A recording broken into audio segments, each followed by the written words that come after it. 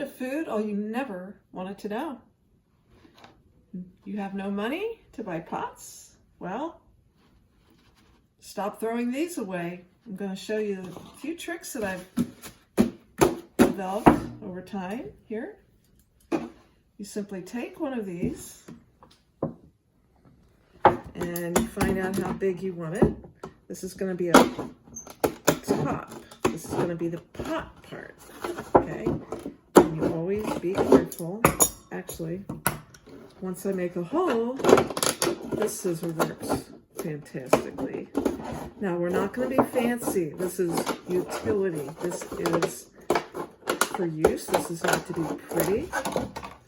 This is for growing plants for food, okay? Funnel, anyone? What do you think? Anyway, so you have a pot to put soil in. What I usually do is I put a few holes in the bottom, okay? What are you using to make the holes? This is a scissor that comes apart. It's very strong. Very strong, okay? You can do more holes than that. Do as many holes as you want. For drainage. Yes, and we can, okay, we can pause a second and I'll come back. So, I have the one with the holes and I have the one without the holes, and this can be deeper than this, all right? And this is simply what you can do if I can get it apart. All right, this was filled with soil. I pre-germinated some onion seeds. These are yellow Spanish onions from Seeds of Change. I started them February 15th, and this is the last week of February right now. I pre-germinated them till they popped out of the little seed, and then I planted them, and they're doing really well. Now, because it has holes, and I don't want water all over the floor, I just simply made a base. You can use other things for the base too, but there you go. There's the base. So the water isn't gonna go everywhere in your house. So you have a free pot as long as you drink milk or whatever else you drink, okay? That might work. Yeah. Here's another little idea. Here's another milk jug that I simply cut around like that, and it opens, see that? And it has the handle. This handle could be hung from a balcony or something, and you could close this up at night when it's cold, or partially close it. You could attach it with something, and it could act as a little greenhouse. And then when it gets warm, you can simply snip it off. And this would actually work for some of those micro-dwarf tomatoes, because they will do very well in a 1 gallon pot. And this is obviously 1 gallon. So if you have smaller containers like this, I didn't poke the holes in yet, but you would. This would be excellent for potting up tomato transplants. And when you would pot up the tomato transplant, you would put it in nice and deep, and this would fill with roots. You would have a very stocky, sturdy plant with a root ball that's long and sturdy. Let's see what else I've got here. Plant tags. Pay attention to this plant tag here. All right.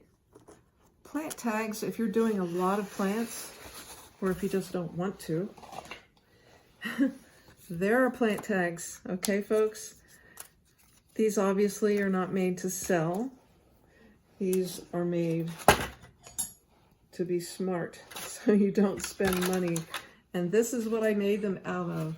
The top part of one of these gallon jugs, and you simply cut to whatever length you want. Now this one, of course, is just chewed to smithereens, Okay, so this one's going to be short, but you can get the idea. All right, it's going to be longer than that normally. I usually just trim the edges on the top just so I don't poke myself. And you can do this any which way you want so that you have plant tags to stick in your pots so you don't forget what variety. I have 3 different varieties, I think, of onions and maybe 2 different varieties of scallions. So I don't want to get them mixed up. Just to be sure, I also taped the label there. So I have, in case the tag falls out or in case this falls out. Now, Hopefully. the date that's on that tag, is that the date you germinated or the date you put it in that pot? That's the date that I started the seed. Okay. And those seeds germinated within 2 or 3 days. So you're not recording the day you put it in that pot? Nope. Okay. No. So that's from the seed starting spot. Now there are other things too that you can use. These awful things you get from the store, okay, are great. Okay?